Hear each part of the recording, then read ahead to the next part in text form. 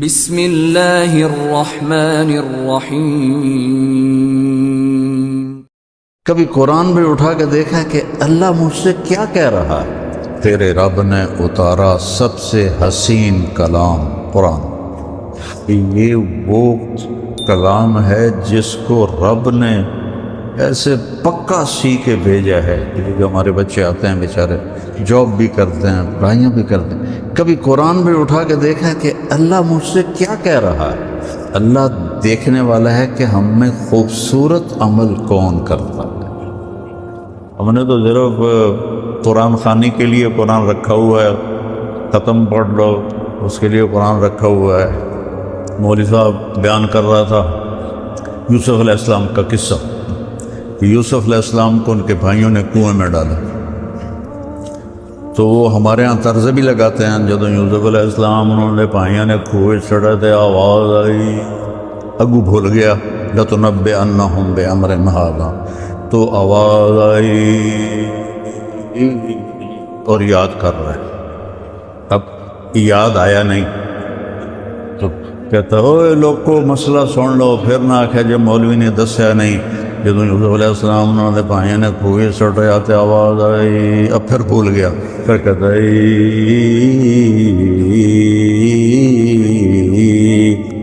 پھر یاد نہیں آیا۔ کہ جو ہوں نہ دسیا تو مینوں لتر پین گے۔ اوے سن لو مسئلہ غور نال سن لو، قرآن بیان کر رہے ہیں، کوئی میں کوئی خبراں نہیں سنا رہا۔ جب یوسف علیہ السلام انہوں نے بھائیوں نے کنویں چڑھے تو آواز آئی کڑم، آواز آئی کڑم۔ یہ تو قرآن کے ساتھ ہو سکتا ہے۔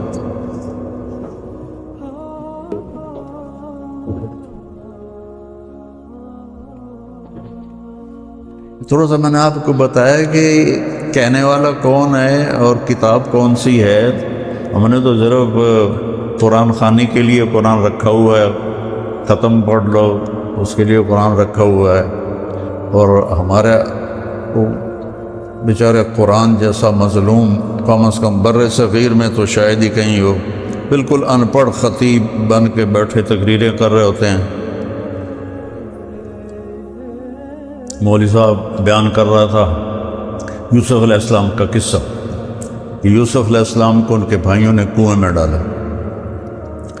تو وہ ہمارے ہاں طرز بھی لگاتے ہیں۔ جب یوسف علیہ السلام انہوں نے بھائیوں نے کنویں چڑھے تھے آواز آئی، اگو بھول گیا لَتُنَبِّئَنَّهُمْ بِأَمْرِهِمْ هَٰذَا، تو آواز آئی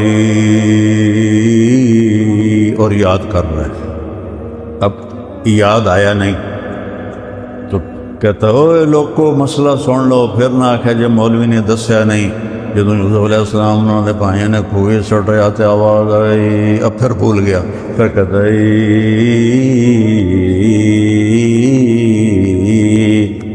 پھر یاد نہیں آیا۔ کہ جو ہوں نہ دسیا تو مینوں لتر پین گے۔ اوے سن لو مسئلہ غور نال سن لو، قرآن بیان کر رہے ہیں، کوئی میں کوئی خبراں نہیں سنا رہا۔ جب یوسف علیہ السلام انہوں نے بھائیوں نے کنویں چڑھے تو آواز آئی کڑم، کڑم، پانی میں گرنے تو آواز ہوتی نا، کڑم، آواز آئی کڑم۔ یہ تو قرآن کے ساتھ ہوگا۔ کبھی آپ نے اٹھا کے دیکھا کہ اللہ کیا کہتا ہے؟ کیا کچھ کرتے ہو، کیا کچھ پڑھتے ہو، کیا کیا پڑھائیاں کرتے ہو، ساتھ جاب بھی کرتے ہو۔ یہ جو ہمارے بچے آتے ہیں بیچارے جاب بھی کرتے ہیں، پڑھائیاں بھی کرتے ہیں، کبھی قرآن بھی اٹھا کے دیکھا کہ اللہ مجھ سے کیا کہہ رہا ہے؟ تو اللہ تعالیٰ نے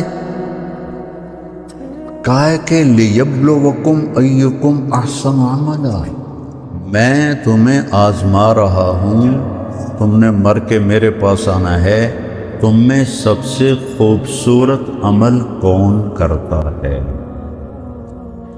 یہ نہیں کہا تم میں زیادہ عمل کون کرتا ہے، تم میں خوبصورت زیادہ خوبصورت عمل کون کرتا ہے۔ صحابہ اتنے عبادت گزار نہیں تھے جتنے تابعین تھے، صحابہ کا اتنا علم نہیں تھا جتنا تابعین کا تھا۔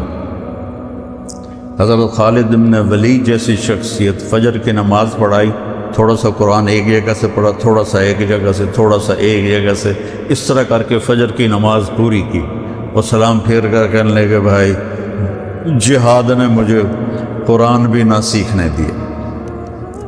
اور بعد میں کتنے بڑے بڑے علامہ آئے، لیکن وہ کسی ایک صحابی کے برابر نہیں ہو سکتے کہ صحابہ تھے احسن عملا، ان کا عمل ان پر نور نبوت پڑا تھا۔ نور نبوت کی روشنی اور ان لائٹوں کی روشنی میں تو بہت بڑا فرق ہے۔ تو صحابہ تھے احسن عملا، بعد کے لوگ تھے اکثر، کسی صحابی نے 40 سال فجر کے عشاء کے وضو سے فجر نہیں پڑھی، کسی صحابی نے۔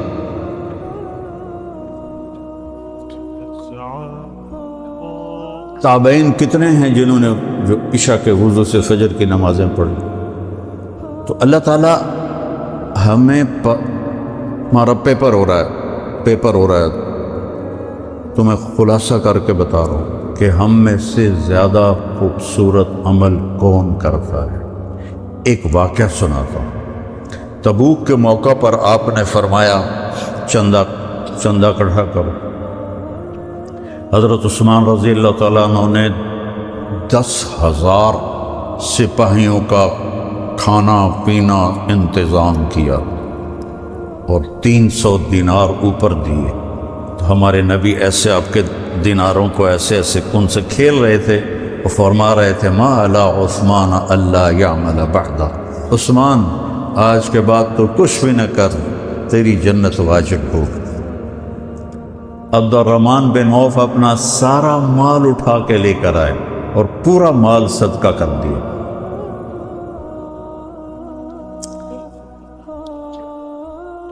ابو بکر سے حضرت عمر رضی اللہ تعالیٰ عنہ کوشش کرتے تھے آگے نکل جاؤں، کہیں تو آگے نکل جاؤں۔ تو اس موقع پر ابو بکر کے گھر میں غربت تھی اور عمر مالدار تھے۔ کہنے لگے بھائی عمر آج جو تو لے گیا، بازی تک لے گیا، پھر تینوں نہیں لبنا ہے موقع۔ انہوں نے کیا کہ اپنے مال کو آدھا کیا اور اٹھا کے مثلا سمجھو اتنا بڑا گٹھا اٹھا کے لائے، اتنا بڑا۔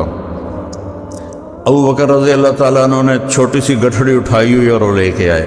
اب دونوں مال سامنے پڑے ہوئے ہیں، ایک یہ مثال ہے اتنا ہے، ایک اتنا ہے، تو اندھے کو بھی نظر آ رہا ہے ابو بکر تھوڑا لایا ہے اور عمر زیادہ لایا ہے۔ اب اگر سوال میرے نبی یہ کرتے عمر کتنا لائے ہو، ابو بکر کتنا لائے ہو، تو ابو بکر ہار گئے تھے اور عمر جیت گئے تھے۔ اور اللہ اس رسول کو پتہ ہے کہ اصل قصہ کیا ہے، تو آپ نے سوال ہی بدل دیا جو اس موقع کا ہے ہی نہیں، بنتا ہی نہیں۔ عمر پیچھے کیا چھوڑ کے آئے؟ اور کوئی میں مدارس اللہ میرے ذریعے سے چلوا رہا ہے، کوئی ہمیں آ کے چندہ دیتا ہے تو ہم پوچھتے ہیں جی کتنے ہیں؟ یہ پوچھ سکتے ہیں کہ پیچھے اور بینک میں کتنے ہیں؟ اگر یہ پوچھ لیا ہور کتنے نہ کہ اے ویڈیو میں 2 نمبر ہی کام لگ گئے تو اس میں نے فراڈیے لگ دے۔ تو آپ دیکھو میرے نبی نے کیا مال کیا، عمر پیچھے کیا چھوڑا ہے۔ حضرت عمر جو پہلے ایسے کھڑے تو نالی اینج ہو گئے، تو ان کو پتہ لگ گیا بھائی میں ہار گیا۔ کہنے لگے جی آدھا چھوڑ کے آیا ہوں، آدھا لے کے آیا ہوں۔ ابو بکر تم کیا پیچھے چھوڑ کے آئے؟ کہا جی ترکت اللہ و رسولہ، میں تو اللہ اس کے رسول کو چھوڑ کے آیا ہوں، باقی سارا لے کے آ گیا۔ تو عمر کہنے لگے ابو بکر میں تو اس سے آگے نہیں نکل سکتا۔ یہ بات میری واضح ہو گئی کہ اللہ دیکھنے والا ہے کہ ہم میں خوبصورت عمل کون کرتا ہے۔ کثرت بھی مطلوب ہے، لیکن اصل جو وزن پڑنے والا ہے وہ خوبصورتی کا ہے۔ قرآن میں 25 دفعہ احسن کا لفظ آیا ہے، اور خوبصورتی کے لیے ایک لفظ ہے حسن، خوبصورت، ایک ہے حسین، بہت خوبصورت، ایک ہے احسن، سب سے زیادہ خوبصورت۔ تو احسن کا لفظ قرآن میں 25 دفعہ آیا ہے۔ اور ایک آیت میں نے پڑھی تھی لقد کان لکم فی رسول اللہ اسوۃ حسنہ، آپ یہاں اچھی لائف کے لیے آئے، اتنا ہی پتا بھائی بھانڈے بھی آپ پہ ہی گھومنے پڑوں گے۔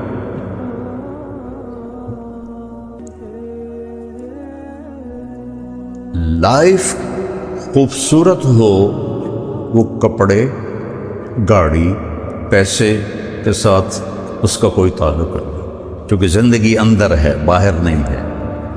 یہاں اندر جب اندھیرا ہوگا تو باہر روشنی نہیں ہوگی۔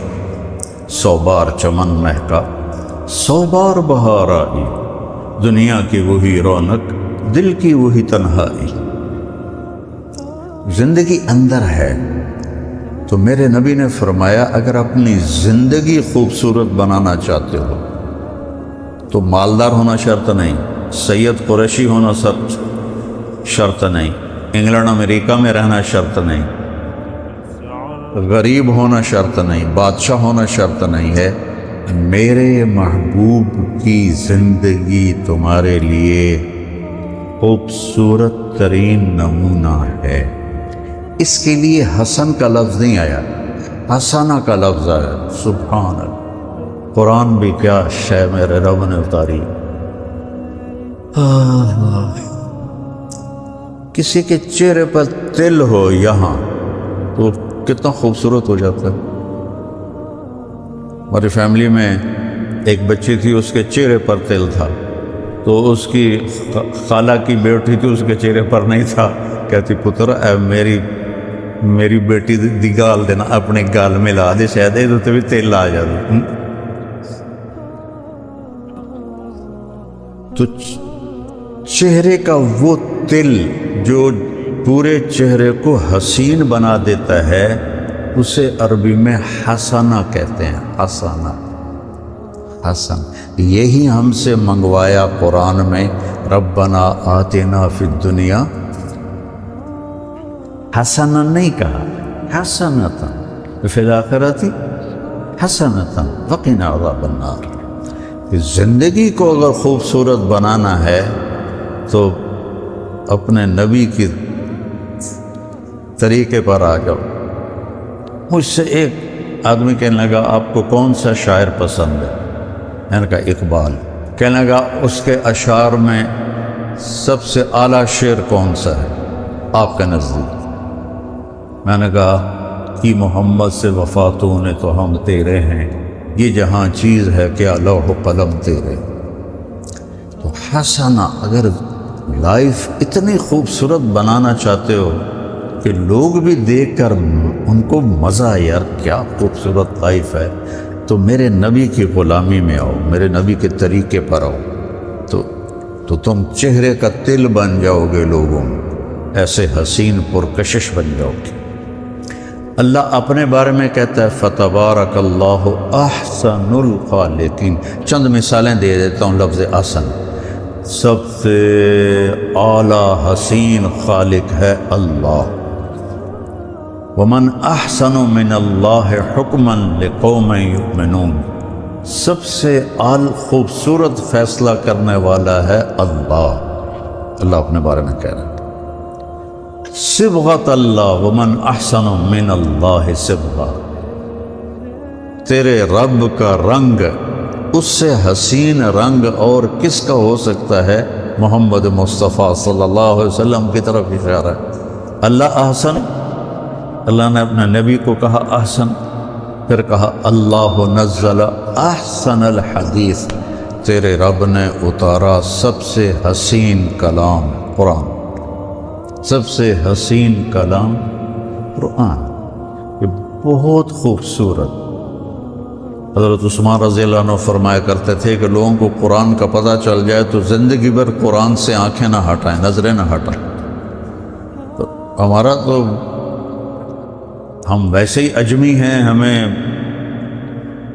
اجمی تو اجمی ہیں۔ اب عرب کے بدوؤں کا حال یہ ہے، ابن جوزی نے لکھا ہے کہ وہ امام صاحب نماز، یہ صحیح واقعہ ہے، ایسے لطیفہ نہیں، امام نماز پڑھا رہا تھا تو انہوں نے سورہ نوح شروع کی، انا ارسلنا نوحا الی قومہ، تو آگے بھول گئے، تو پھر انہوں نے دوبارہ دہرایا انا ارسلنا نوحا الی قومہ، کسی نے لقمہ بھی نہیں دیا، وہ پھر بھول گئے۔